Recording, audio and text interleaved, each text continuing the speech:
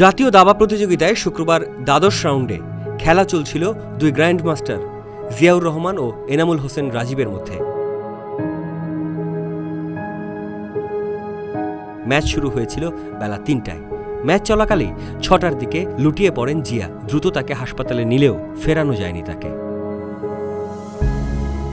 ১৯৭৪ সালের ১ মে জন্ম নেওয়া জিয়ার দাবার সঙ্গে সখ্যতা গড়ে উঠেছিল ছোটবেলা থেকেই। ঢাকা বিশ্ববিদ্যালয়ে নৃবিজ্ঞানে পড়াশোনা করা জিয়া ক্যারিয়ার হিসেবে বেছে নেন এই দাবাকেই। ১৯৮৭ সালে আন্তর্জাতিক রেটিং লাভ করেন জিয়া। ১৯৯০ সালে ফিদে মাস্টার, ১৯৯৩ সালে আন্তর্জাতিক মাস্টার ও ২০০২ সালে গ্র্যান্ড মাস্টার হন। ২০০৫-এর অক্টোবরে তিনি বাংলাদেশি দাবাড়ুদের মধ্যে সর্বোচ্চ ফিদে রেটিং অর্জন করেছিলেন। ইতিহাস গড়েছিলেন সন্তানকে নিয়েও। ৪৪তম দাবা অলিম্পিয়াডে ছেলে তাহসিন তাওয়াজ জিয়ার সঙ্গে তিনি বাংলাদেশের প্রতিনিধিত্ব করেছিলেন। তারাই প্রথম পিতা পুত্র জুটি যারা একসঙ্গে জাতীয় দাবা খেলেছিলেন।